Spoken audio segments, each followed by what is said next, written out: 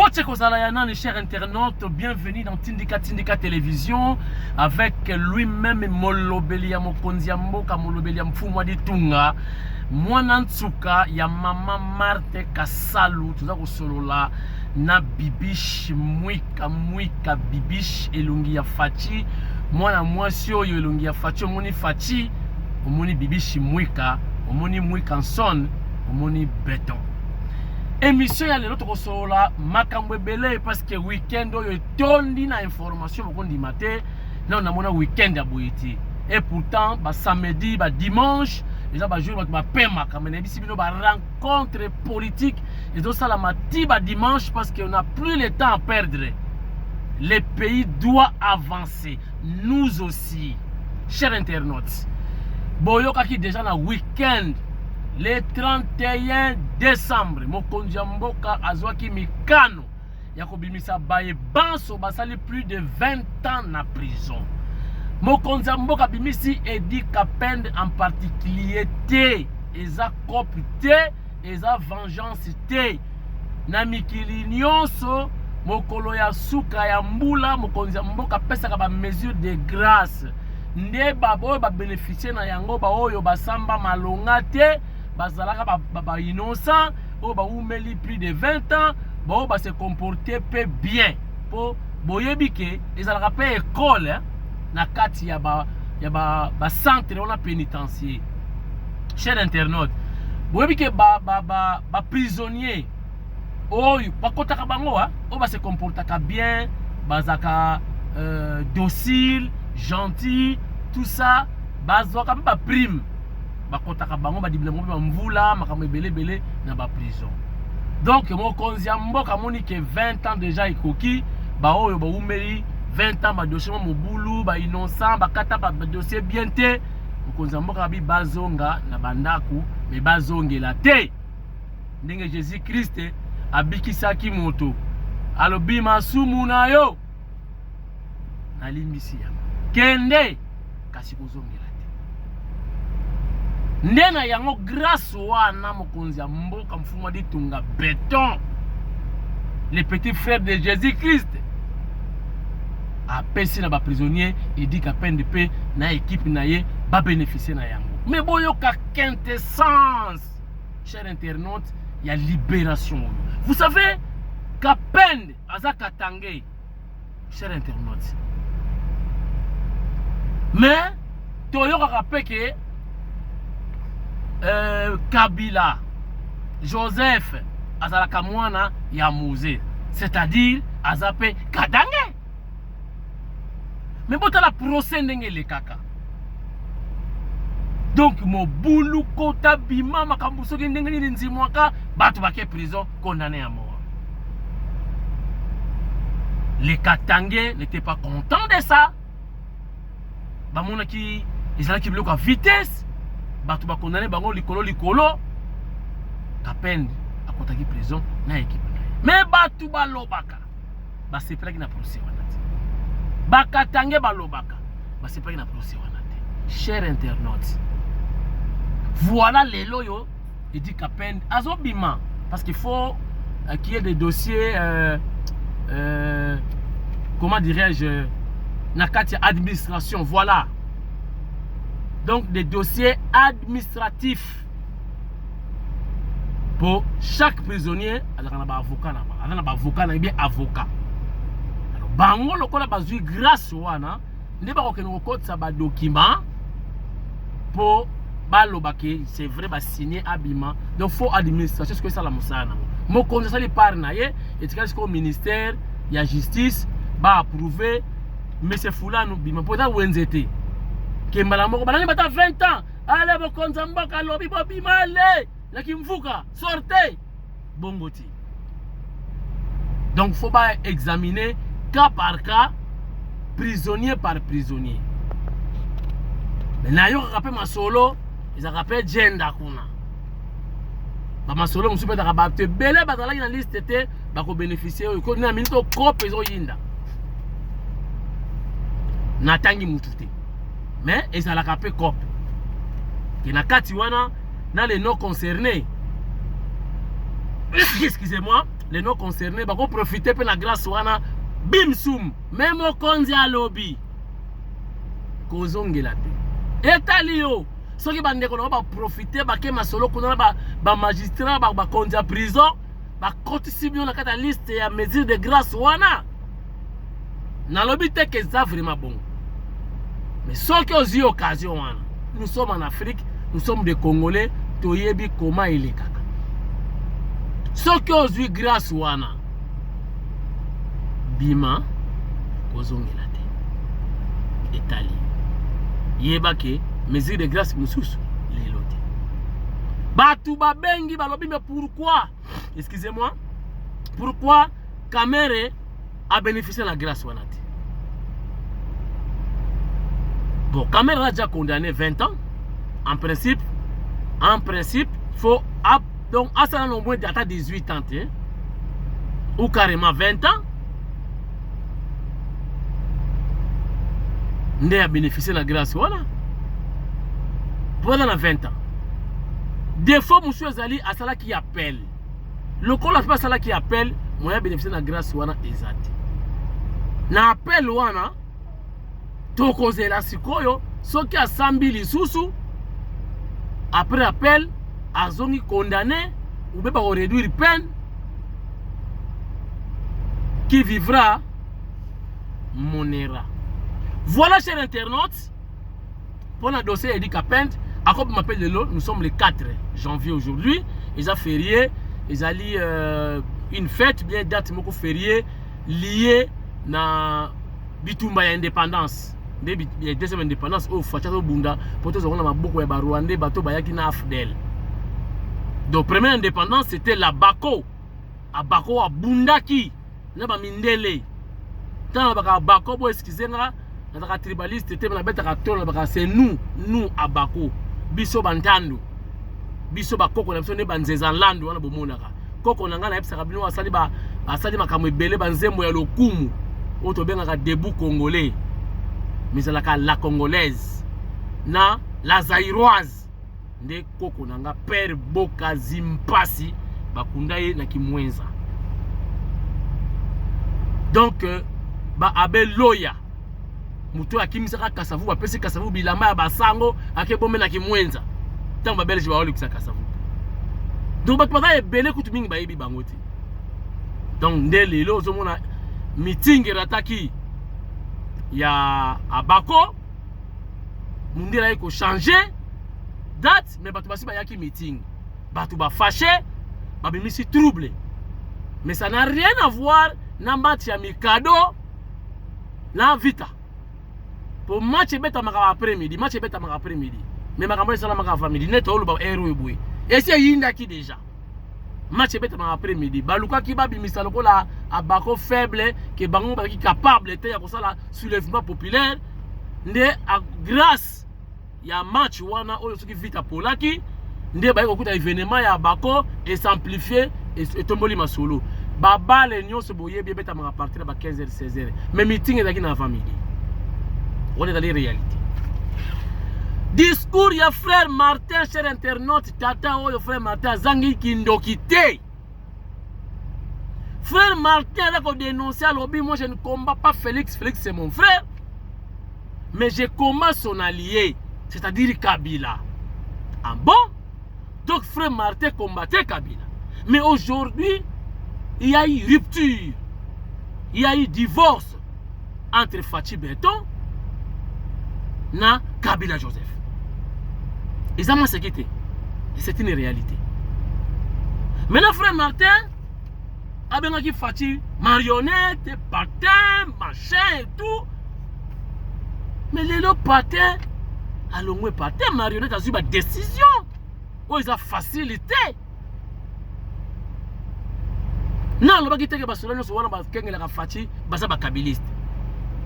Non, le bagité la police ils ont Kabila. Mais Fachi s'est décidé à ça la rupture dans Kabila. Les mêmes militaires sont là. Je vous informe aussi que bon mon la cortège à président. Moi je connais quelques-uns. Parce que moi j'habitais non loin à Palais des Marbres. Na kotanga ba comme on a bangoté. nayebi bango bayebi mpe nga tokutana makambo ebele ya président so tokutanga mwana mboka ndeni bien mais baza bachauffeur ya Kabila te baza bachauffeur ya Congo même boke na présidence bokuta baprotocole mosusu bato Kabila tiki baza baprotocole d'état baza baprotocole ya mutu te lelo soki facha longo président bato wana bakozala kaka mpe wana malgré au début tolongo sepela na bango te parce que il parlait que Swahili ozokoto direka Kabila za toujours wana baza baprotocole d'état bachauffeur wana baza bachauffeur ya cortège formé siko facha za bana nkasi na ye di mulumba luaku ali yoso koma chauffeur la cortège siko asala ka taxi akoka siko ba taxi men ba ta deuxième bande ako sala deuxième bande be mutu ka président tout temps donc faut que ça ba dans la expertise nde ozomona na mona ka bango toyeba na ba aéroport ba place ebele soka talinga bo noko ndeni moko na mona ke kuta komi na équipe ya Christian Tshisekedi alors qui chauffeur la cortège à Kabila. Tu es banébé bon. Mais le chef de l'État a pris cette décision. Ou le frère Martin a bêté la yata ma boko. Yama qui m'a église à Philadelphie. Quand il y a une qui est l'église. On a le bakenom, voilà mon frère, enfin il a pris une décision courageuse pour se séparer avec ces messieurs-là, militaires en plus. Il y aura frère Martin Balouki, à son bon basali bagé. N'est pas au basali bagé. N'est pas au monde avant que basali bagé. Frère Martin, Zamazan qui nous quitte. Yo mona ke zakane longata ya ko sekate. Ata pakuli mafuta ndenge ni atela kate. C'est triste. Encore un autre dossier à Assemblée nationale. Chers internautes, enfin, plénière, session, voulais-je dire, extraordinaire, et qu'au banda les 5. C'est du 5 au 3 février. Avant que le chef de l'État a Kenda comme président de l'Union africaine, ils ont le mois de février. Mais les 3 déjà, va clôturer. Boyoka, 5 points essentiels. Na session oyo extraordinaire oyo boza kolanda kombo na ye kamwa simolobeli ya Fachi Beton mwana ntsuka ya mama Kasalu mama ya Fachi boyoka premier point signature ya certificat du décès il y a FCC. Hein? Bolandi? Premier point. Signature, il y a certificat de décès, il y a FCC. Nous avons analysé. Deuxième point. Départ, il y a gouvernement Ilukamba. Troisième point. Élection, il y a bureau Yassika. Nouveau bureau, il y a Assemblée nationale. Quatrième point. Réhabilitation de Jean-Marc Kabunda Kaboun na bureau ya Sénat. Comment dirais-je? Na bureau ya Assemblée nationale. Excusez-moi. Kabunda za kozonga kuna na poste nini tokotala. Biso na bino. Cinquième point. Et le dernier point, c'est installation ou nouveau gouvernement, il y a salut public. Bon, comment gouvernement il y a?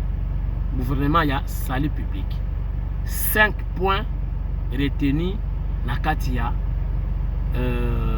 Masoleza Koya na Assemblée nationale. Session extraordinaire. Yango na boire les billes. N'est-ce pas bien?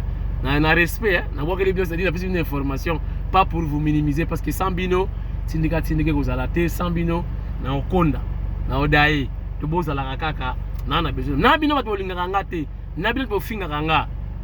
Tango yo finginga, okotselinga mwa vie pour ba kati ba vivre, ba Josiana, ba Basile, ba Rami Balé, na Noëlla, na Josiana, na mama na bango Gigi Kutumbuka mwana ya Mupende mwana ya Gungu va vivre.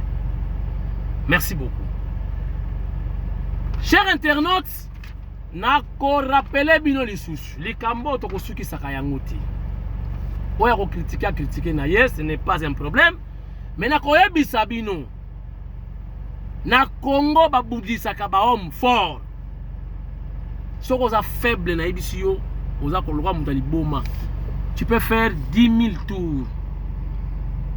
Pompage, Barré, Delvaux, Kingasani, Yasuka quartier, mutako tala uti, mutako tunuti.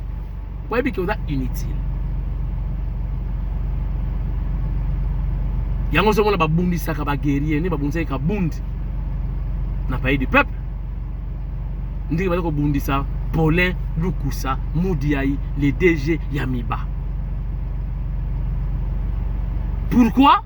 Parce que mon aïe na makolo sur les traces. Il y a PDG Mukamba, génie Amiba. PDG Mukamba, génie Amiba. Où y a tika ba empreinte ya ko sakanate na Amiba. Supposons mon tellement tika là imbattable. Il est toujours immortalisé. Soit bon la réincarnation. Il y a PDG Mukamba et pas il y a Paulin Lukusa Moudiaï. Voilà les sous-moi memi yango wana. Équipe qui na miba 3 ans équipe ya kala ya ingénieur. Ba komi na production oyo déjà c'est kabetité. Production ça regarde démonter que 3e mois. Alors qu'il y a 40 000 carats. 40 000 carats ya diamant. Imaginez. Na machine ya kala.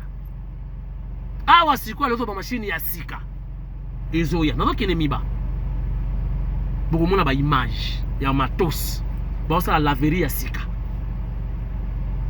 Et vous verrez ndenge mundela ko yasu mbangwa. Donc on matana 100 000 carats ya diamant ou 500 000 carats ya diamant. Si on a n'importe quelle banque, si on a diamant, même 100 millions de dollars, et les wewa que vous voyez aujourd'hui, ils vont rentrer d'eux-mêmes chez eux. Tant qu'il y a diamant et mati, miba izongi nango. Ba okene bango moko. Tokotika na ba wewa na biso ba kinwa, na keleke mongo. Ba mabso ba moto a. Et les loups vont rentrer pour imaginer, comparer diamant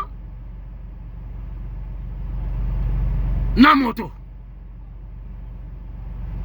Félicitations et bonne année na DGAI. Tous la fatia confirmé you.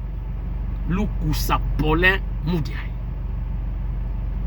Nazoya Miba, bana Miba, boyebiti na kana sala baction na UDPS. Mbalo na okena mwalusa même si na mwalusa nde base ya UDPS bana poto boye ba déjà numéro de téléphone ya ngwana na okene miba na kesala pe ba action na mwalusa na Mbujimai UDPS Mbujimai na pesa ka bakiti boye na boye l'esprit ya bien mais na pesa ngona mbongo na ngamo gote to sangisaka Jacob Mudinga ya pesa achaka poa bande ko musuba achaka ba poa. Yete na lobaka oh ngai na sala boye ngai te ngana sala kana bino ngana za ngai te lokolo Eliezer alongo na miba afingi mama batu innocente mama zoka ba $100,000 mama na za piéton tamloka makolo kutu heureusement ba to soma ba bus ya transport du personnel yango zo aider akende kuna za kuna kotampasa tala kotampasa bandaki za combien. Asuma tu mama bela tonga mwanda kusuki desha bresalo. Mutu azoka $100,000 par mois. Ya miba. Akeva na mpasa. Ata mulaka makolo mambouteillage wana. Ndeko Eliezer. Faut faire très attention. Cause la député date que tout est permis ko lobama n'importe quoi. Olongwe na mama wana ozongeli directeur de Longondo. Non, c'est pas tenir la vidéo, audio c'est et tenir ça qui va audio wana. Et puis on soit rip poste Dio Kamwasi na pi Gérard était déjà informé. Mais bilan il a parlement pour pas s'abisoter. Papa député, ça la choix cause la député na cause la journaliste. La na bande kona yo nenge ba komi ona kumisaka journaliste. Patrick Mouya yazala azala. Mouya yazala azala. Patrick Mouya yazala. Bon tala, aki chroniqueur de musique le kolanga Patrick Mouya. Il est devenu député. Il se comporte comme tel. Vous voyez que batu bache point ya kobenda batu makasi na FCC ba kota sikona union sacrée ba Patrick Mouya. Tala député na bunda pour l'intérêt général. Yo député kaka ba émission ba boubou ba nini.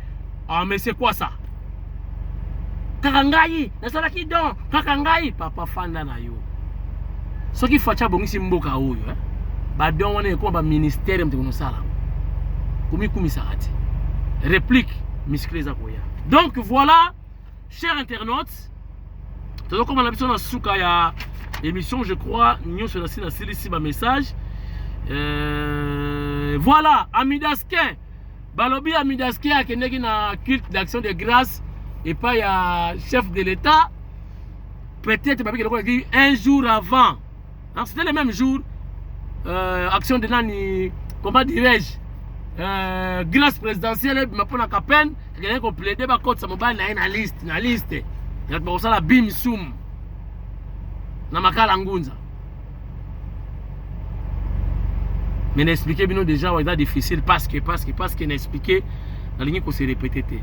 Présence d'armée rwandaise sur le sol congolais. Et si Yokani, bon c'est la réplique. N'est-ce pas ba mirage qui ndegite ba mirage ezali. Ils ont quelque part. Batokozi kaloko makala. Bose la réplique. Voilà. Quelques tueries et salami sous na Beni na Est. Bon, c'est vrai. L'État ne peut pas être sorcier ou l'État sorcier n'existe pas.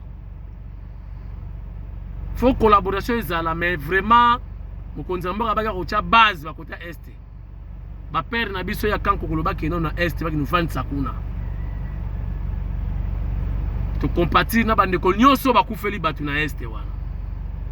Ils ont ba Boko Haram tout ça ils ont passé. Nzambe azali, Satan pe azali. To ignorer l'existence de Satan. Mais to sambela pour na bande ko na biso Est. Merci na bino nyonso. Émission Sili. Lobby Dio d'enfer. Ngana pi Gérard pour le cadre de Eliezer pour la déclaration sali contre docteur Eteni Longondo. IGF le déjà wana. Yes ko commencer la musala ko le IGF. Même na miba. Au détournement IGF le kaki wana kanyi muyibite yem ta ko mikanga muyibi. Akomaka cadre. Merci beaucoup. Émission ce qui suit na lo ba la yokaso lo ba que mais là j'avais le coup faté. Voilà ba idéologie à yokaso ngana ko lo ba ke talaka lisusu. Peut-être le lobby ko se peut saper yo.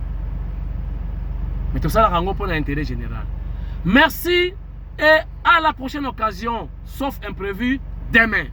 Merci na caméra et là qui katika moi si le futur la future journaliste voulais-je dire. Donc, on a déjà IFASIC, la G1, il y a des qui ont une première licence dans l'environnement. Il y a une première licence dans la science politique. Tokutanie lobby, bozala bien, partout bozali. Et yokani, bye bye.